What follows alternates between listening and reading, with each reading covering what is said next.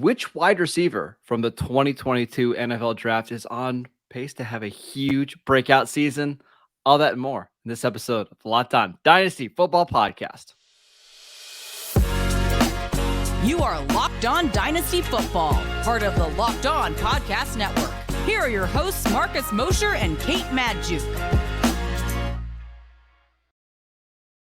Welcome back to the Locked On Dynasty Football Podcast, part of the Locked On Podcast Network, your team every day. We'd like to thank you for making us your first listen of the day.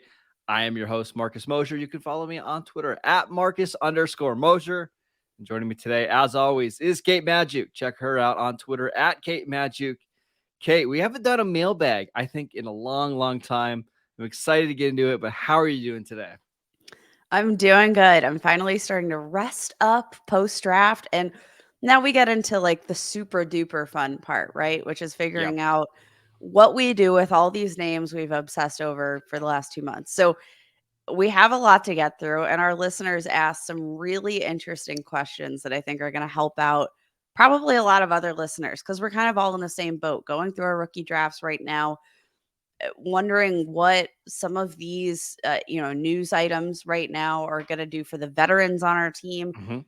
Lot to talk about. Yeah, and let's just jump right into these questions. The first one from Michael. He wants to know which one of the wide receivers from the 2022 draft class, so again last year, has the best chance for a big breakout season. I've got a feeling I know your answer. We didn't discuss this pre-show, but I think I know. Say it. Are you going to say George Pickens? Yes. It's the wrong answer. That's the sucker answer, but go ahead. You know what? There are two sucker there. Well, there are two answers, right? I think I loved what we saw out of George Pickens last year, right? Like so many flashes, and we saw, I think, a lot of what made him a value in the second round for the Pittsburgh Steelers, because if it weren't for that injury, he would have been drafted in the first round, and you saw all the reasons why. Now, the only things holding me back from George Pickens are, of course, Matt Canada and his offense. And then, of course, you've got to go back to Kenny Pickett. He would be my pick if it weren't for Kenny Pickett. Dude threw 7 touchdowns as a starter last year. Even if he takes a demonstrable leap forward, what does that mean for Kenny Pickett? I don't know. To 21 touchdowns. It's still, you're talking about below average. And that's my problem. It's not the talent, right? The talent is awesome. It's just, that's going to be probably the slowest offense in the NFL from like a pace standpoint. Like, I think Mike Tomlin wants to play grinded out football. That's why they traded for a left tackle. And that's why they drafted a blocking tight end in the 3rd round. It's why they signed all these offensive linemen. I just don't see Pickens getting enough target volume to be a breakout receiver. So I have a more interesting answer. So that's the player that, like, if I could put in a bubble, he would be my just because the talent's absurd, right? The talent is off the charts, but it's everything else around him that I have a problem with. How about Christian Watson, who, like, I have been relatively low on? Like I said coming out of the 2022 draft that, like, I thought Romeo Doubs not as great of an athlete, but I thought he was more technically proficient as a receiver. Like, Christian Watson has all of those physical tools, and we did see a lot of, excitement from him. Like, from an analytics standpoint, ranked second in terms of passer rating when targeted down the field among wide receivers with 50 or more targets, had 2.26 yards per route run, that ranked 11th among wide receivers, 6.4 yards after the catch per reception. That's top 4 among wide receivers. Like, from an analytics standpoint, you had to have liked what you saw from Christian Watson. 75% contested catch completion rate. Like, there are question marks about Jordan Love, but in the very minimal snaps we saw from Jordan Love, he was also a really efficient passer. So, like, can the Packers offense, which we've seen can be incredibly balanced, like, can that create enough juice for Christian Watson? I think maybe. And another year under his belt, I'm starting to warm up to Christian Watson because I think experience is going to be a big thing for him. I made fun of you a little bit at the top of the show saying that George Pickens is a sucker answer, but Christian Watson is the correct answer here. So I 100% agree with you. See, I bought in, but I fixed it. That's fine. Right now on Dynasty League football, what I love about Christian Watson, he's being drafted outside of the top 20 receivers right now. Wide receiver 22 overall. He's going about 42 in your startup drafts. I mean, you nailed it, Kate. Like the last 8 games of the season, he was averaging over 70 yards per game. He scored 8 touchdowns in the final 8 games. And let's think about the situation, how it's changed. Obviously, Rodgers isn't there. You mentioned Jordan Love, but look at the target competition. They lost Alan Lazard. Again, not a huge, not a big fantasy producer, but somebody who was getting targets. They lost to Randall Cobb in a slot. And the only guy that they've replaced those 2 players with is Jaden Reed, a second round pick who we both thought maybe got a little bit overdrafted. So it feels very much like this is going to be the Christian Watson show. And we should expect, I mean, conservatively, I'm just going to try to get that right. Conservatively, I think that's targets a game. Like, I don't feel like 7 targets a game is out of the realm of possibility at all. And with his size and his speed, you could be looking at a 1,000-yard receiver with 9 touchdowns pretty easily.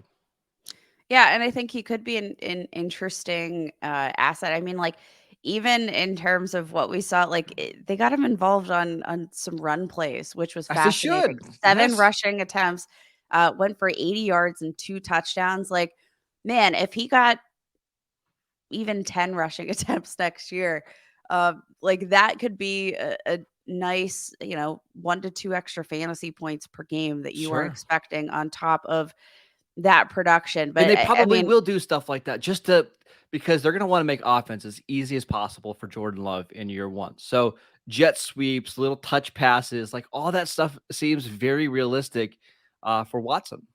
and I mean, also we mentioned the vacated targets. Alan Lazard, 100 targets. Robert Tunyon, 67 targets. Didn't even talk about him. Randall Cobb, 50 targets. Like Sammy Watkins, 22. These are like those are not small amounts of targets. Like Yep. that I don't know. I feel like we're still missing something from Green Bay because it feels asinine to think that you'd be rolling into the season with Christian Watson, Romeo Dubs. Like it Jaden feels Reed like and 2 Jaden rookie Reed, tight like ends. and like that doesn't feel like that's gonna be But they almost have no choice at this point. They don't have the cap to go out and do anything else. I don't think any other team is going to be giving up draft picks. So why not just roll with this group and see what you have? I think the Packers know they're not going to be able to compete in the NFC this year. So this is really just a development year for all their young players. I think that's fair. But like Christian Watson, again, from an analytics standpoint, obviously the tape has been plenty flashy. Some inconsistencies there when you watch him play. Started off the season with the worst first target of anybody's career that you've ever seen. And started to put it together. And from an analytics standpoint, like all of these sticky metrics that you typically really like in your wide receivers, Christian Watson had them, and it wasn't just Oh, yeah. among 2022 wide receiver draft class, it was among all wide receivers. Like I'm definitely warming up. Now, as a bonus, I want you to predict, Marcus, what rookie in the 2023 draft class will be the most productive wide receiver in 2023? Jordan Addison by quite a bit, I think. Okay. My pick's Rashee Rice. I think he's going to play in a slot, so I could see that. I just think Jordan Addison's going to be like 110 targets, 70 catches, 1,000 yards, 7 touchdowns, and you just okay, perfect, we're in. Let's talk about another NFC team and what the 49ers should do with Trey Lance and what your dynasty teams should do with Trey Lance next. This episode is brought to you by Built Bar. Are you looking for a delicious snack but don't want all the sugar and the calories? Then you need to try the best tasting protein bar ever. It's Built. You've absolutely got to try this. If you're like me, you're trying to eat a little bit healthier as we're getting into summer, but you don't want to compromise in the taste. We've got the thing just for you. It's Built Bars and Built Puffs. Built Bars are healthy and they taste amazing. Seriously, they taste so good that you're not even going to know that they're healthy for you. What makes Built Bars so good? Well, for starters, they're covered in 100% real dark chocolate. That's right, real dark chocolate. And they come in so many unbelievably great flavors, including churro, peanut butter brownie, and cookies and cream. Not sure how Built does it because, well, it's only 130 calories, only 4 grams of sugar, but the best part is 17 grams of protein. And now you don't even have to wait to get a box. You can still go to built.com. You can order your boxes over there, but now you can run into your local Walmart or Sam's Club to pick up whatever flavors you need. That's right. Go to your Walmart, head to the pharmacy section, and you can pick up a 4 bar box of cookies and cream, double chocolate, or coconut puff. Or if you live close to a Sam's Club, like I do, run in, grab a 13-bar box with some of the hit flavors, including brownie batter puff and churro puff, and you can thank us later. Thank you for making Locked On Dynasty your first listen every day. Every dayers. On Monday, Kate and I will be back to talk about some of the rookie winners at a different position. We've been talking about some of the running backs all week. We're going to move on to a different position next week. So make sure you guys tune in for that. Okay, let's talk about Trey Lance. This question comes from Kevin. He wants to know, what do you guys do with Trey Lance? Would you buy him low now, regardless of whether he stays in San Francisco or gets traded really quickly? He is being ranked, or he's being drafted, excuse me, as QB 17 on Dynasty League football, just behind Tua, Bryce Young, and Daniel Jones.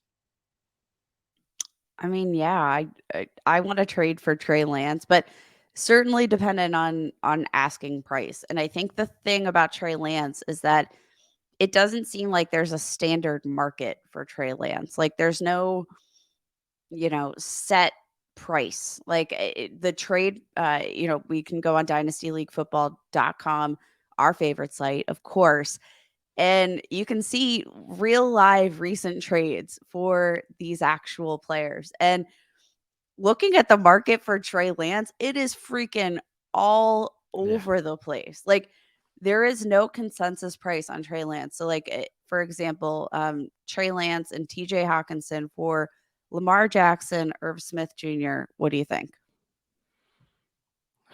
I mean, you're probably taking Trey Lance at that price, right?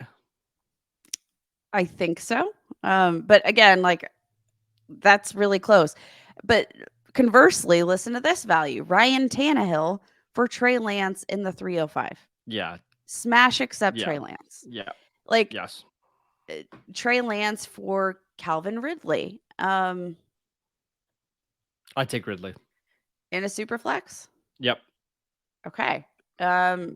Trey Lance and Khalil Shakir for Aaron Rodgers. Like that one's very much dependent on where you're at with your team. If you're in a rebuild, Trey Lance feels like the guy. If you're in a contention window, A contending window. Aaron Yeah. blah, blah, blah. Aaron Rodgers feels like the guy. But like a reminder, Trey Lance, he is 22 years old. I know. Like Well, you're right. Here's the part that I really struggle with the Trey Lance. He's 22 years old. Do you know how many passing attempts he has since 2017? Since 2017. It's 2023 now. I think it's right around like 450, something like that. 420. Yeah. 420 passing attempts since 2017. Like he just hasn't played at all.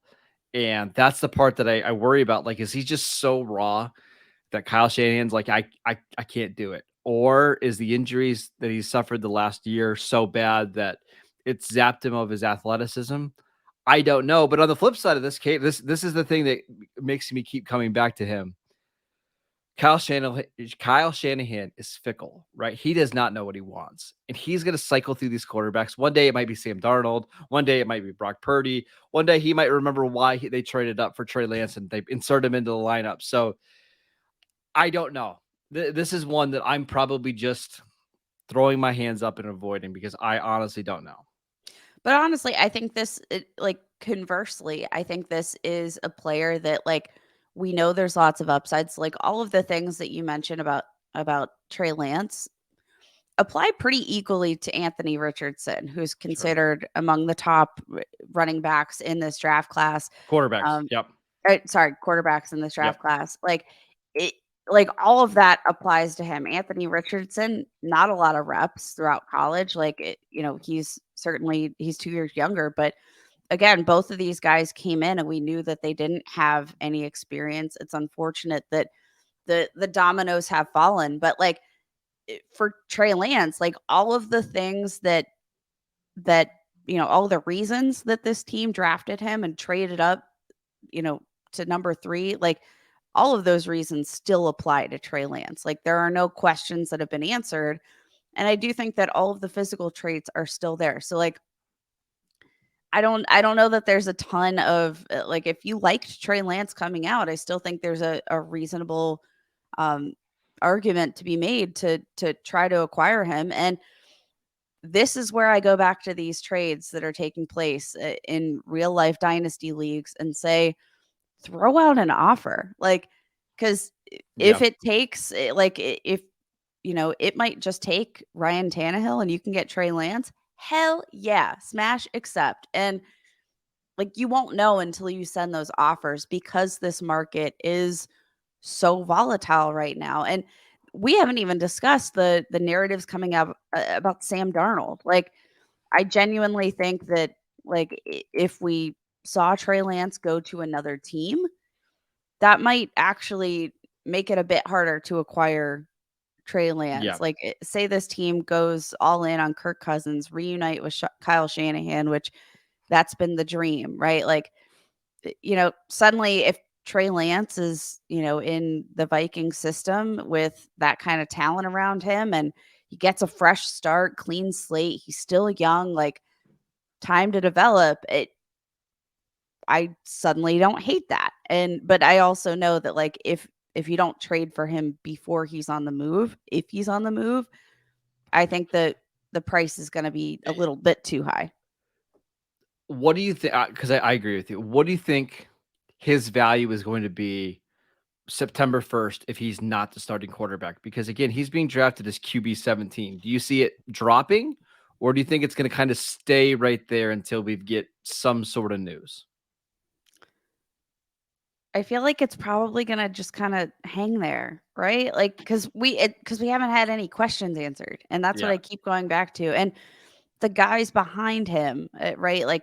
Kirk Cousins, Russell Wilson, Aaron Rodgers, Derek Carr, Geno Smith, all of those players right behind him have, I think, just as many questions perhaps. sure. And, like Kirk Cousins, I think he's largely answered those questions. So maybe that's the quarterback I'd take ahead of Trey Lance there. But like Russell Wilson, if he's Russell Wilson that we saw in 2022, no, thank you. Yikes. Yeah, Aaron Rodgers gonna be really hard to invest in that Aaron Rodgers just idea in the first place because saw a dip in production last season. Wasn't MVP Aaron Rodgers? Was that because he's injured?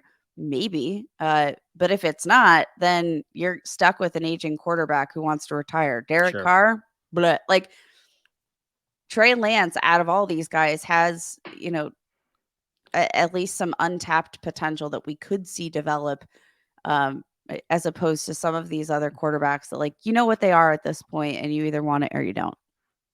My strategy here is I'm going to wait. I'm going to try to be patient and wait till we get to August because I know how this goes. Like if Lance is still not healthy and they're talking about Darnold being the starter, what you're going to see is some of these other quarterbacks like Kirk Cousins, like Daniel Jones, like Jared Goff, like that we know are entrenched as starters this year, especially in superflex leagues, just get more value, right? Because they're going to be able to produce right away, give you fantasy points. I think I'm going to wait till August before I start throwing out offers just to see if I can get them a little bit cheaper. Okay, let's answer one more question about pairing Bijan and Kyle Pitts together next. All right, Kate, final question here. It's suppose you have the 101. Congratulations, CEO. Partially because Kyle Pitts is your tight end, and now you're about to draft Bijan Robinson. Is it okay to pair those two together from the same offense? I think my answer is Yeah, absolutely. It actually makes your team a little bit more consistent week to week. But what are your thoughts? My answer is a resounding heck yes. Yeah. Like there are a lot of I think nuances about like Arthur Smith. What is he doing with this team? Like, but overall, we know he wants to run the ball. Overall, we know that Kyle Pitts is the guy.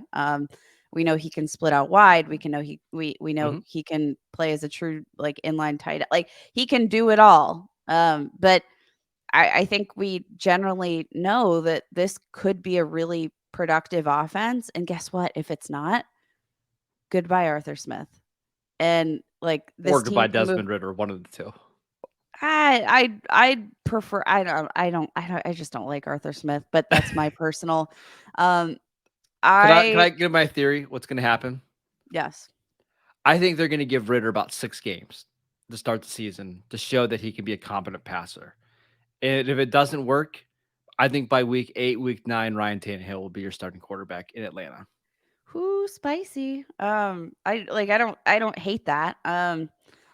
But I also think like from just a team building standpoint, right? Like let's throw out what team these players are on. Let's throw out everything. Throw out the book, right? Like you have without a doubt the most talented players at their respective positions.